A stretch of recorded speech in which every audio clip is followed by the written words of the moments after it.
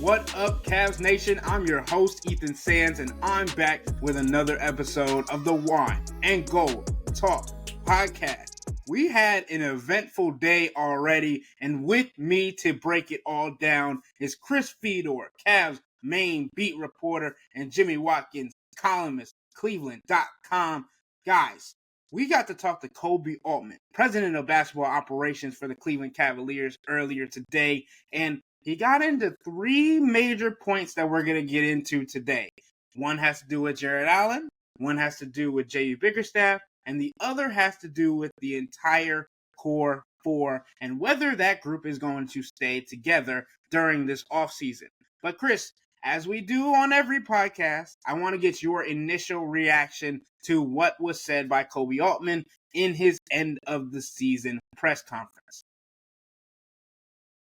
So my reaction was that Koby was standing up there discussing something that he didn't want to do. That's the feeling that I had. He looked pretty uncomfortable, to be perfectly honest with you. And it looked like he was trying to explain a decision that he did not want to make, and he almost felt forced into making. Yeah, and that gets into the J.B. Bickerstaff part of it, because we understand the relationship that they had and how much J.B. Bickerstaff has meant to this organization over the last 5 years that he's been with the team. But Jimmy, going off of that, what was your sense of the vibe going on? I'm a firm believer in the power of white lies in life. Like, sometimes you just, like, I remember when I was in college, I would come home to visit my parents, and my grandma always wanted to see me as well, right? But, like, you're coming home, you're also making plans with your friends while you're making all these plans with your family. So sometimes mom wouldn't tell grandma that I'm coming back, right?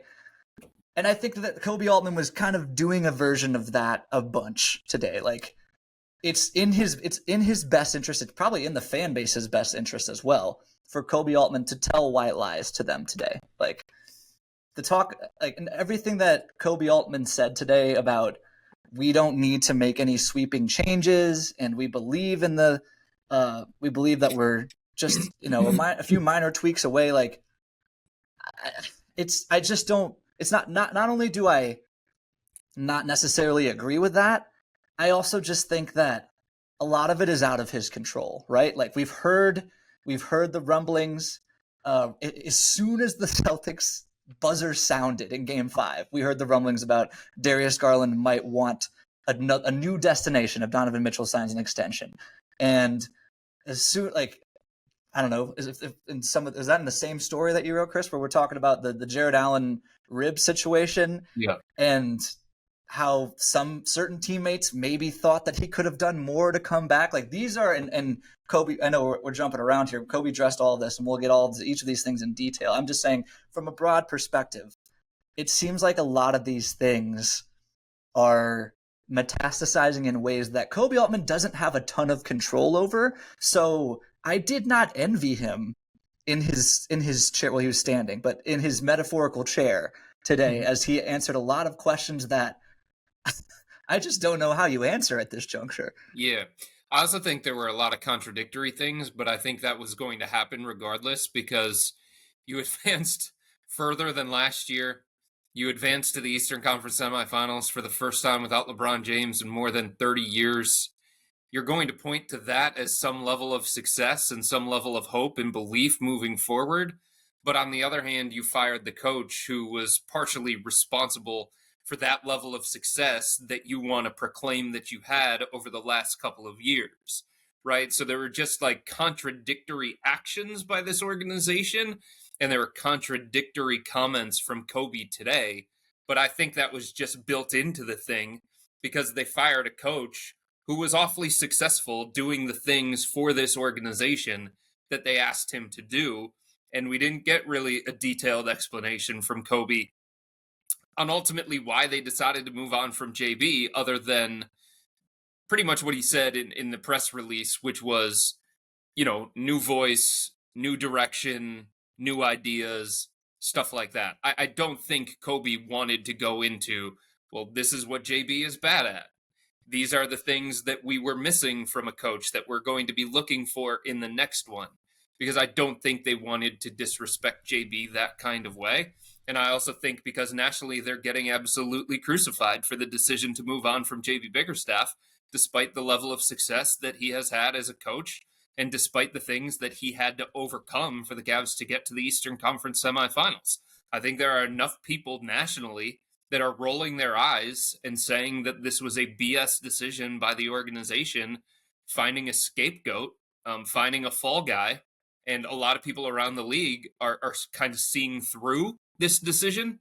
So Koby didn't want to add any more of, well, this is why JB was bad.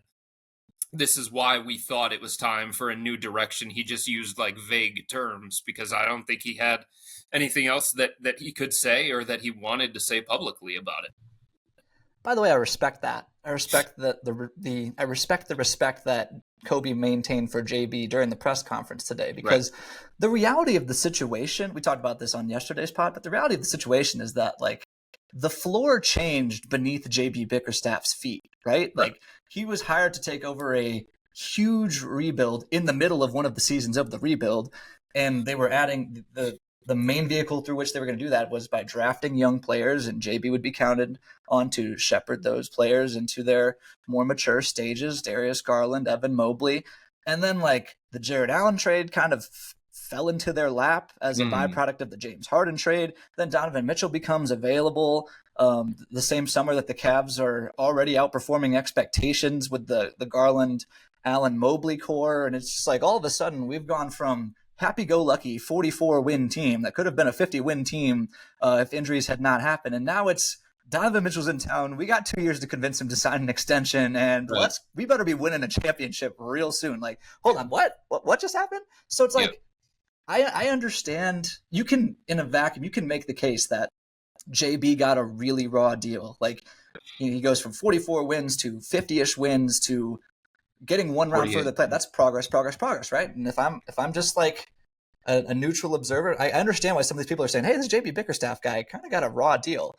But there are just more factors afoot than counting wins and playoff round advancements. So that is why Koby's not bad-mouthing JB, because like, how could you? JB found himself in a really difficult position, and I think you can agree that it might be time for a more, I don't know, advanced or experienced tactician to come through and get the most out of this roster. But you can also say like this guy did a really good job, and it's unfortunate that this is how it has to end for him. I also think Koby alluded to it a few different times, guys, when he was talking about the exit interviews that he had with the players and the feedback that he was getting from the players. And all the feedback was, we're close. We've got a chance. We like the talent in this locker room. Like everything was about talent, right? Everything was about the roster makeup from a player's perspective. It seemed like, or Koby made it sound like, and this is something that I've been talking about the last couple of days on this podcast, and I've written about it too. Koby made it seem like there just was not a level of belief in JB in that locker room. There was not a level of confidence in JB in that locker room because they kept talking about the talent, because they kept talking about how close they were, because they kept talking about they should have accomplished more, and something, whatever that something was, prevented them from accomplishing more. And I think you can connect enough dots to say that the players during their exit interviews were alluding to the fact that the reason why they didn't accomplish more is because they didn't have the right coach. They didn't have the right tactician. They didn't have the right X's and O's guys. They didn't have the right in-game adjuster. They didn't have the right in-game manager. They didn't have the right guy when it came to rotations and bench usage and minute allocation and all those different factors. Yeah, and that's the part that really stuck out to me. It was like what Koby Altman kept coming back to. He kept saying for this group, JB Bickerstaff wasn't the right guy to continue with this group. With this group, they decided that this wasn't the person that they think could take them to the next level. And like you said, Chris, you've been saying this for weeks, if not months. And I'm just hoping that subtexters and listeners are finally realizing that we be talking about things ahead of time than what we actually get the confirmation on. And when we do get that confirmation, it's like, we're kind of looking in the mirror here and looking at something that we've been talking about for weeks, if not months. And that's the part that really stuck with me, that this group, and we've talked about how the players didn't want to have any disrespect to JB. They didn't want to say that he did this, and this poorly, but they wanted to get to that next step. And as you alluded to, Chris, the exit interviews, and Koby Altman said it. The players said good things about JB, and then the players said some bad things about JB. And that doesn't matter when it comes to what the decision ended up being, but it was Koby Altman's final decision and final say as to what this team was going to do with JB Bickerstaff. I think Koby made an error today. I think Koby's usually really, really good when it comes to these press conferences. I don't think that he says anything inflammatory, and I don't think that he does something that could be considered a blunder, because he's really, really polished when it comes to using vague terms, not revealing too much. I thought he did make an error today, and I'm curious if you guys know where I'm going with this. So we're talking about the ribs? Is that what we're talking about? No. He had an opportunity to debunk the narrative of Donovan Mitchell and Donovan's role in the firing of JB Bickerstaff, because that's the narrative that is out there. A lot of people have talked about the relationship between Donovan and JB and not viewing that in a positive light, and viewing that as, because they moved on from JB, that's a better chance for the Cavs to keep Donovan long term. Jason Lloyd from The Athletic, my buddy, guy that I've worked with for a number of years, asked Koby specifically, hey, like, did Donovan have any influence over this? Did his contract situation have anything to do with this when it came to the decision to move on from JB? And Koby just said no. Donovan is not happy right now with the narrative that is out there that he is a quote-unquote coach killer, that he is somebody. He did not like my reporting the day after the Cavs lost in Game 5 against the Celtics. I stand by my reporting. He did not like it, though. Like, there is a narrative that is growing about Donovan this offseason, and he's not overly thrilled about it. And I thought Koby had an opportunity to say, hey, look, this was my decision. I did this. I did this because I thought it was better for our organization. I did this because I thought it was something that we needed in terms of a fresh voice, fresh ideas. Like, specifically to the Donovan question, he had an opportunity to do something other than just say no, right? He could have said, Donovan has shown his support for JB for the last 2 years. There was no issue with Donovan and his relationship with JB. He has spoken a number of different times about the belief level that he has in this organization, and da-da-da-da-da. There was just a different way for him to defend Donovan Mitchell and debunk the narrative that is continuing to grow. And he did not. And I thought that was a mistake, especially going into this offseason where, trust, belief, confidence, all those things are going to matter greatly when it comes to Donovan and his decision to sign a contract extension. This isn't to say that he is no longer going to sign the contract extension because of one comment that Koby made. But I thought he could have done a lot more in terms of debunking that narrative, and he opted not to. And I think other general managers or presidents of basketball operations, I think they probably would have been a little bit more vociferous in protecting the player from that standpoint. I also wanted to point out the fact that before this question was asked by Jason Lloyd with The Athletic, there was a question asked of how much Donovan would be involved in hiring the next coach or picking the next coach.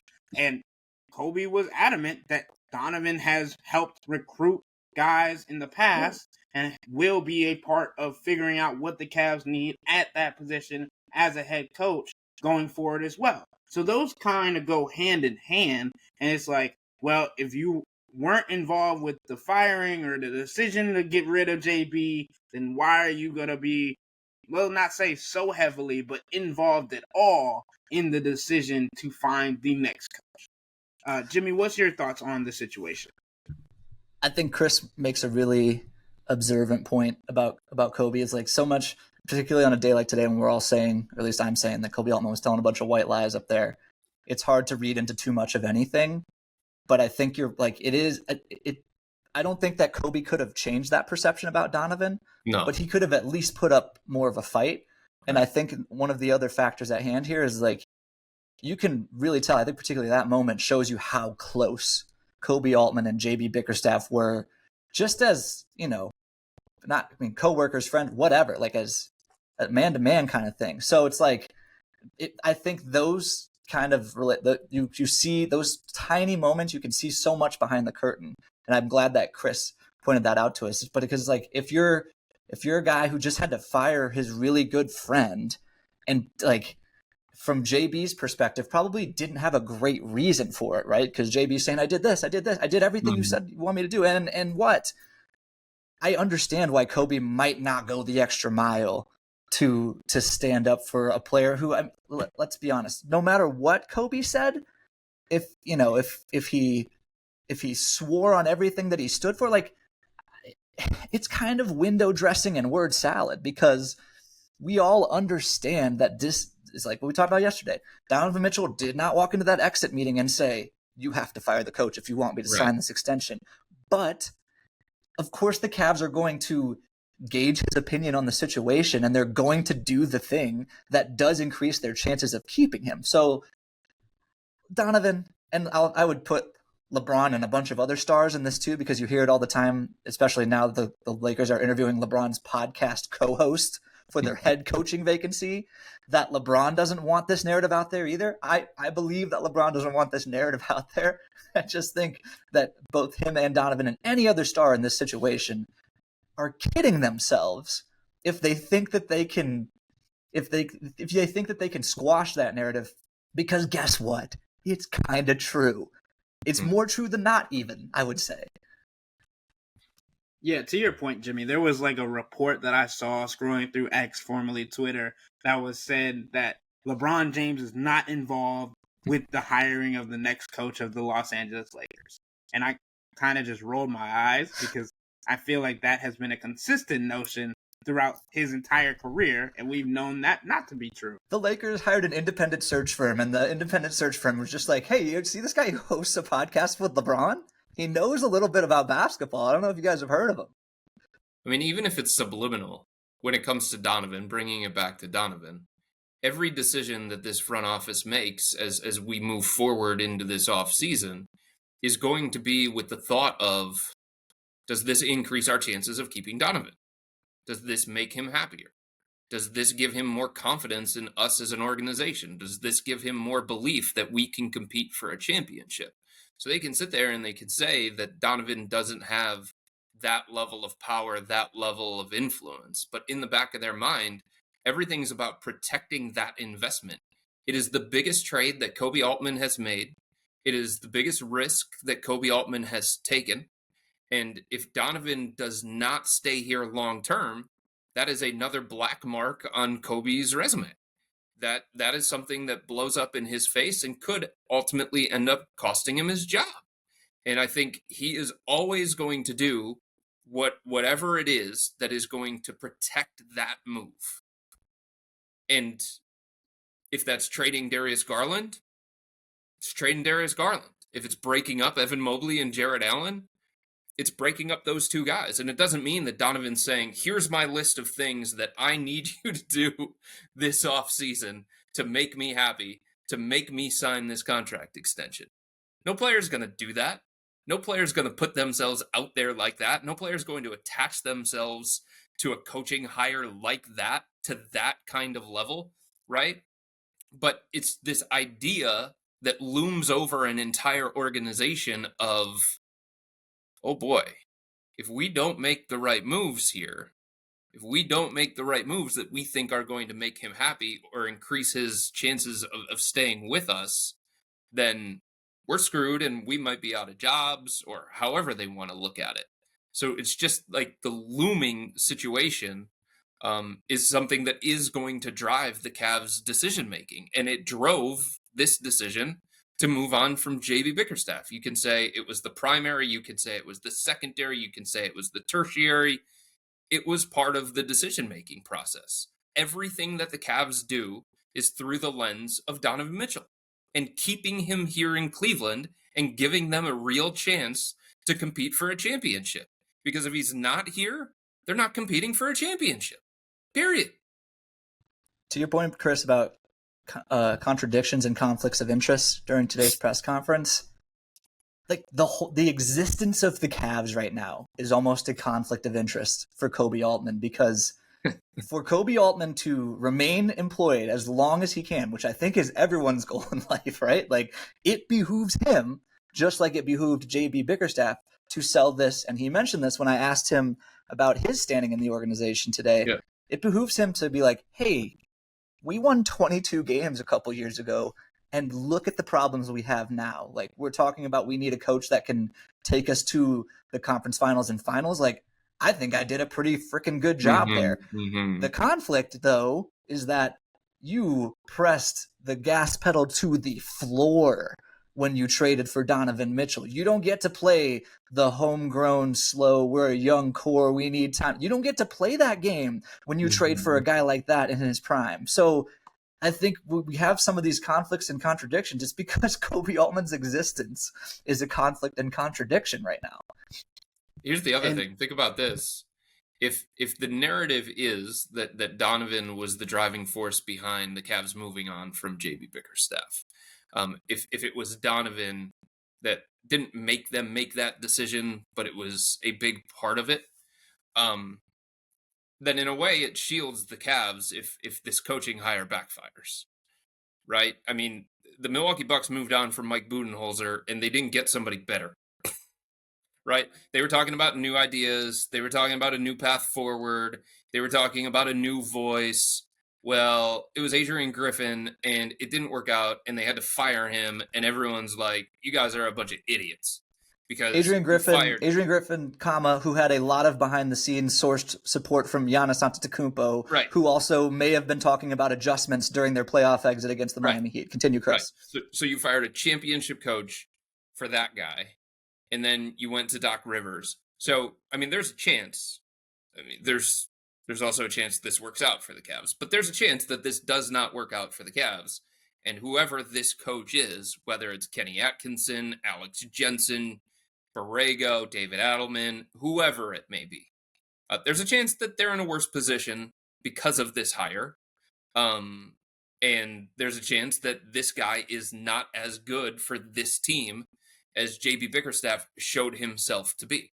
That is a real possibility. Just because you make a change, it doesn't mean that it's going to work. So if it doesn't, and if we're being honest, 5 years ago, Koby Altman's coaching hire did not work out. So he has not shown himself to be somebody who can conduct this search and find the right guy. That's not part of his resume to this point. So if it doesn't work out, guess what? It's easier for Koby, I think, to shield himself if the narrative from the very beginning and the one that everybody attached to Donovan Mitchell continues to exist, right? Like, it can be looked at as, well, I didn't necessarily want to make this move. I was essentially forced into making this move. I felt like I needed to make this move. So there's part of me that wonders, was part of the reason why he said just no and didn't go any further is because the Donovan Mitchell narrative and his role in JB Bickerstaff being dismissed in a way protects Koby a little bit. Doesn't protect Donovan. Koby's sitting at home listening to this. Koby's sitting home listening to this like, guys, I just said no. Can you relax? Get anything past us, Koby. We are dogged reporters. I'm gonna say Chris is the dogged reporter. I'm still a pup. Anyway, but I think it's, to your point, Chris, about the coaching decisions that Koby Altman has made, and then we'll get to the next topic. It's funny that you say that he hasn't showed himself, because he didn't hire JB Bickerstaff the first time he had the chance. He was the runner-up. Second option. He was the second option. And then he said, oh, well, this guy's not working. JB, here's the job that you wanted halfway through the rebuild season.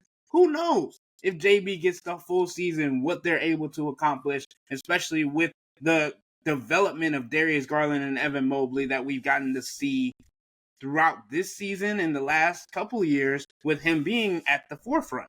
So I do think that is a funny point that you make, Chris, about him not being able to make the right decision when it comes to coaching and coaching choices and how that has changed the layout for this Cavs organization. But I do want to get into another point that you alluded to, Chris, was Koby Altman talking about the breaking up of Jarrett Allen and Evan Mobley and Darius Garland and Donovan Mitchell, and how he said that is not what he plans for this offseason, that he doesn't plan sweeping changes to happen, and that he plans to keep the core four because he's confident in the guys in the locker room after the player interviews that they had. And I think it's interesting because we have known the net rating and the stats, which Koby talked about, and how the Jarrett Allen and Evan Mobley had a +5 net rating when they were on the court together, and Donovan Mitchell and Darius Garland had a positive net rating as well. Like, it is interesting to think about the different, like, how these guys work together on the court, but also nobody really talked about how good they were when they aren't on the court together as well. That was the blatant thing that I think that he left out intentionally, and you could see that in the conversation between him and the media. But I wanted to get your thoughts on why he might have said that, especially knowing all of the discourse that's going on nationally about this team. Because, guys, there's no upside for him answering it any other kind of way. That's what it comes down to. Answering it the way that he did today protects the players. It protects him. It doesn't show their hand. It makes it easier if they go through an entire offseason and they decide to keep the guys together.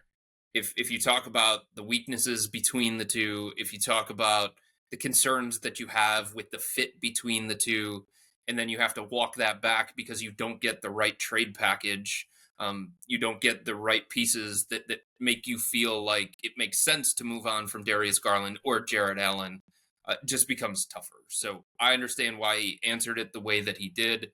I have a bunch of thoughts on this, and I think there's also a little bit to it of, again, Koby didn't want to come out and talk about the flaws of JB. But I think those became abundantly clear as his career went on, right? There are questions, legitimate questions, about the offensive ceiling with JB as the X's and O's tactician running that, right? There are legitimate questions about the fit between Darius Garland and Donovan Mitchell and whether JB was the right coach to maximize those two guys together, whether he was the right coach to maximize Jarrett Allen, Evan Mobley together, whether he was the creative offensive mind that was capable of putting some kind of offense in place that was going to be better. Those are legitimate questions that if we had them, right, the collective we had them, the smart people in the organization had them as well. But Koby wasn't going to say that. I think there is part of him that is thinking to himself, okay, before I push that button, because that's a really difficult button to push, giving up on that level of talent with that kind of upside, when there has been a modicum of success that this organization has had with them together, maybe not to the level that fans want, maybe not to the level that the Cavs envisioned when they brought Donovan and Darius together, but there has been a level of success. This was a team that got to the Eastern Conference semifinals, right? This was a team that has been to back-to-back playoff appearances. So I think there's a level of Koby saying, all right, before I push that button and before I make sweeping roster changes, let's see what this looks like with a different coach running it, right? Let's see what this looks like in a different offensive system. Let's see what this looks like with a coach who can better maximize those two guys together and maybe put in some different offensive principles that don't make it as predictable, that make it a little bit more dynamic. So I do think there is part of the Cavs front office, the primary decision makers, that do want to see what this can look like with a different coach other than JB Bickerstaff. And maybe that yields different results.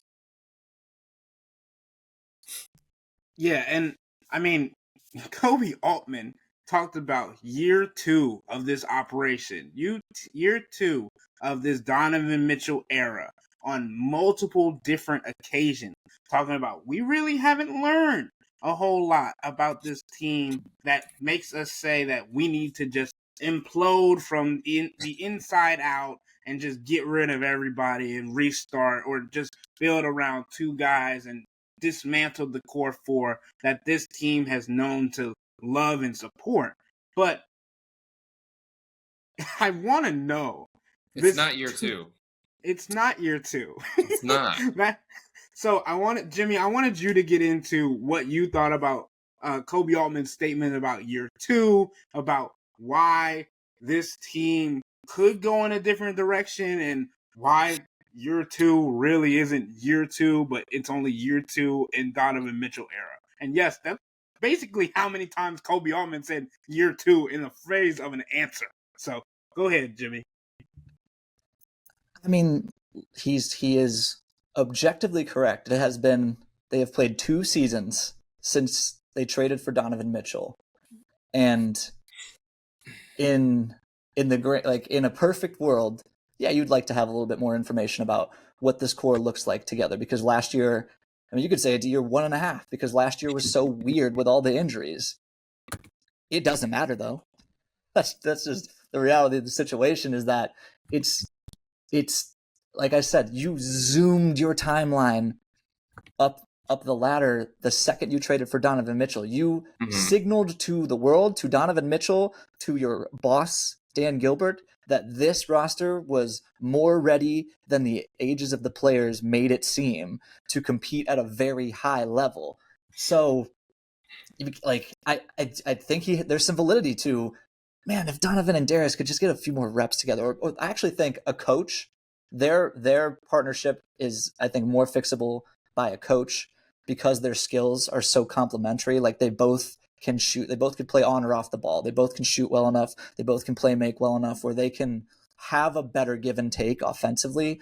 The Allen and Mobley thing, I think that's just an inherent spacing issue until Evan Mobley shows us more of the glimpses of 3-point shooting that he showed us during the playoffs. I actually think a coach could tweak the Donovan Darius thing a little bit more. Problem is, we have sourced reports of Darius maybe wanting to trade if you're going to keep Donovan Mitchell, and we have somebody, maybe a couple somebodies, who are saying, I'm looking at Jarrett Allen funny right now because I think he can play. So once again, it's not up to Koby. Like, there's a lot has happened in the week plus since they lost to the Celtics. Things have been like, Darius and Darius would deny all the reports about his connections to maybe wanting a trade being tied to a Donovan extension, and Jarrett Allen, I don't think those came from Darius. Well, they never come from the player directly. Darius. Right. I'm just saying, if we had an availability with Darius, which is another telling thing that we didn't have availability with any of the players after the season, Darius would tell us, I don't know what you're talking about. I'm not trying to put those things on him, but like, it's hard to take some of those things back, even if it's just perceived. Like, now this information was out there so fast that it just feels like it's been bubbling for a little bit. So, I mean, you could say year 2 until you're blue in the face. There's just more going on than the number of days that have passed since you traded for Donovan Mitchell. Right. And I think you got into the last part of this podcast, Jimmy.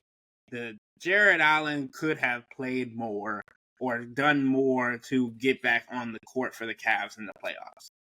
It was listed for 8 straight games that Jarrett Allen had a rib contusion or a bruised rib. And we talked about Koby Altman being really good with his words and being able to deflect and be able to withhold information and be vague with his answers. I think this is another place where Koby Altman made a little bit of a slip up, because he could have just said that Jarrett Allen had a bruise and wasn't able to raise his arms as much as he wanted to and things of that nature. He went into that, but Koby said that at the very early on in his press conference that Jarrett had a broken rib. And looking around the scrum of reporters when that was happening and all the eyes kind of lit up saying, well, I know if I'm getting a question in what I'm going to ask. And so that was withheld from the media or anybody that covers the Cavs about Jarrett Allen's injury, the severity of it. And then at the end of the press conference, Koby kind of reeled it back and was like, he had a pierced. What was the word? Pierced rib. And I was like, so we literally had media members trying to figure out what a pierced rib's definition was. So we had a member of the Cavs, a spokesperson for the Cavs, reach out to a trainer who came back and said it was a broken rib, not a full fracture, and that a pierced rib is basically the spacing between the ribs, and a small spacing between the ribs. Chris, what is your thoughts on why this was withheld and about it being withheld in the first place from the media? And Koby Altman saying that it's kind of up to them on whether they want to be how truthful they want to be in their injury report about the injuries that keep happening throughout the season. To me, this all happened because the Cavs, at times, major in the minor. Period. They felt like gamesmanship was the right way to go about this. They wanted to continue to list him as questionable so that the Orlando Magic didn't have a full understanding of whether he was going to play, whether he was not going to play. So that Boston Celtics didn't know if he was going to play, didn't know if he was not going to play. I do think part of it was gamesmanship, but I don't think they did Jarrett any favors. So we're going to start there. That's why I asked Koby the question of, did you feel like you had to mend the relationship in any sort of way? Because if we think back to last year's playoff exit, guys, against New York, what was the conversation that was surrounding Jarrett specifically? The lights were too bright. Trade him. Soft, not tough enough. They need to move on from him. He can't handle a level of physicality in a playoff environment. All of those different things were all bunched together. And Jarrett got a reputation for being soft. And the Cavs got a reputation for being soft. The minute that they chose to list this as a contusion and list him as questionable over and over and over again, it just gave fuel to the Jarrett's not tough enough. I can play through a bruise. Marcus Morris Sr. would play through a bruise. Tristan Thompson would play through a bruise, but Jarrett Allen won't. And it's like if they would have listed it the proper way that would have protected their player a little bit more rather than focusing on the gamesmanship and the minutia and all the minor stuff that they thought was actually a major deal that had no impact whatsoever on the series against Orlando or the series against Boston, then I don't think the same conversation would have existed around Jarrett. I don't think the same grumbles from his teammates would have been there behind the scenes. And those grumbles were loud and they were apparent. I heard them. The Athletic heard them. We both wrote about those things. But if they list it as a broken rib or a pierced rib or some other kind of distinction other than a bruise, like a bruise has a different connotation to it, right? A bruise and not playing through a bruise, whether it was fair or not, fed into the whole narrative about Jarrett.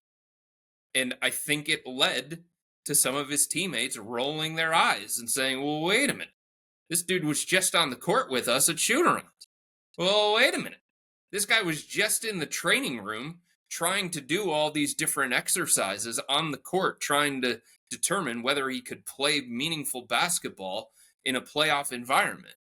So if he's doing that, and all it is a contusion, why is he not playing? You know what I mean? So I thought it was good that Koby tried to offer a little bit of clarity on this whole situation. But to me, the damage has already been done. Yeah, I think Koby was very intentional about how he was describing that injury today. I think he was trying to heal whatever had been broken, because I mean, do you feel like you had to repair the relationship a little bit? Maybe not you and Jarrett Allen one-on-one, but Right. yeah, there are some conversations that need to be had within that locker room. No, I don't think anyone's going to come forward and say, I was the guy who said I thought you should have been playing actually. And maybe in a healthy locker room that does happen and someone apologizes or whatever, but like something needs to be done in-house. So Yeah. I think And it may not Koby matter was to Jarrett because he's such a happy-go-lucky. simple man, Absolutely. and he's so laid Yes. back, and he just doesn't care about those kinds of things. But everybody cares to some extent. Like we all ideally, not to get too big life on you right now, but like everyone loves to say, I don't care what other people think. Guess what? Everyone does. There are at least a handful of people in your life that you care about what they think of you. And for Jarrett Allen, I would assume that list includes his teammates. Yeah, I think this bothered him. And I think it probably, like, I don't know how the process works with the Cavs and Jarrett Allen on how much of a collaborative effort it is to list you as questionable versus out. But if I'm Jarrett Allen and the Cavs, I'm sure they at least informed him that they were going to do that. I would feel a little bit uneasy about that, given that we have the word pierced involved. This man got stabbed by an elbow. That's what happened. Like Franz Wagner. Multiple times. Yes. Franz Wagner is a bony individual, and he caught all bone with that elbow directly into the rim to the point where, again, pierced. That means like it got through. It got through. This guy couldn't breathe, couldn't lift his arms. So I would feel a certain way about that, especially to Chris's point, given that I just spent an entire offseason hearing about how soft I was and how Mitchell Robinson, owned space rent-free in my head. Whatever. Like, that would bother me.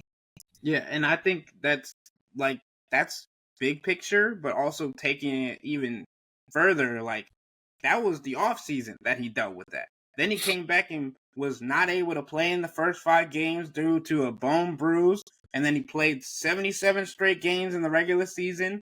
And then 5 straight games in the postseason for 81 straight games. And 4 straight games in the postseason for 81 straight games. And I mean, like Koby Altman said, he was probably one of the most important players when it comes to impact and playing time and consistency for the Cavs. But I think that leads me to my last question for you guys. When it comes to the teammate situation, do you think that the Cavs medical team or the Cavs organization just did not tell the players that he had a cracked rib or a broken rib? Like, rather than just saying or only letting them hear from the news? Because generally it's felt like the players, when a player is injured, they would know before the game whether that guy was going to play or not. Oh, look, they knew way before the game. The players knew.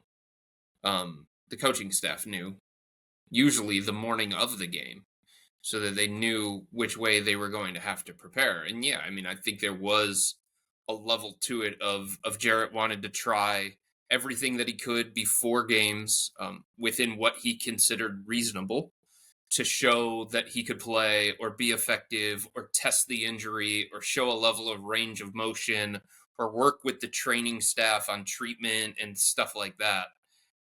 So there was a little element of that of, well, what if he feels better? What if he goes into that weight room and he shows that he can lift his arm a little bit higher with a little less pain?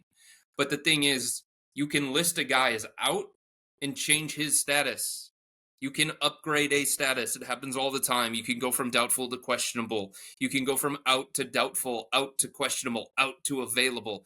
It happens all the time. Doing it as questionable over and over and over again, the way that the Cavs did, I just don't think they did Jarrett any favors. And if I were him, I'd be pissed at the organization. That's just me personally. Because their distinction of it, the way that they played it, the game that they chose to play, put him in a bad light. Period. With his teammates and with the fan base and with teams around the NBA and everybody else that was watching that situation unfold. And now it's something that, at some point he's going to have to explain. If he's back with the Cavs, it's probably going to be media day, or it's going to be at some point this summer if he agrees to do a one-on-one interview. But it's something that he shouldn't have to explain, because they could have done this a different kind of way. Can you imagine like a Jarrett Allen charity event? And now we're going back 3 months. Like, oh, by the way, about those ribs and the times that your teammates kind of called you out. How do you feel about that? And he's just like, dude, I'm trying to hang out with some kids. Like, I think Chris made a great point and dropped a bar when he said majoring in the minor. Just like, what are you realistically gaining from that? Because like, you think the Celtics or the Magic don't have a way of knowing? You think there's like this league is such a tight circle sometimes. Like, you think the Orlando Magic were floored when if someone has broken ribs? You think that word doesn't get around? Right.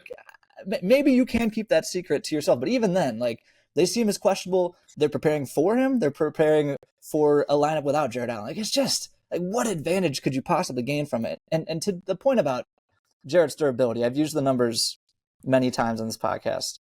81 straight games and 60 games in 6 of his 8 seasons. And I think that those alone right there, that guy plays a lot, right? But not just that, it's 60 games in 6 of 8 seasons and 81 straight games at a really physical position. Yeah, where he's undersized. Yeah. He's undersized. He's giving up at least a few inches and sometimes many pounds almost every night, which makes it all the more impressive that he's been this durable, and makes it all the more ridiculous that we have to have these conversations about him. And if I was him, I would just be so tired of it, man. And the fact that my franchise played into this a little bit, like, yeah, you do have to work something out there. Yeah, and I think that's kind of gives me more of a question mark as to why there were grumbles from his teammates as to why he couldn't do more when, he had a... Did you hear Marcus Morris Sr. today? He was on Run It Back with FanDuel, Shams, Chandler Parsons, Michelle Beadle, because everybody looks at injuries a different kind of way, right? And Marcus Morris said point blank on the record, quoting him, "If it were me, I would have played," right? Like, there was a belief level that there was something else based on the injury that Jarrett had and how it was listed, that there was something else that he could have done to get himself to play.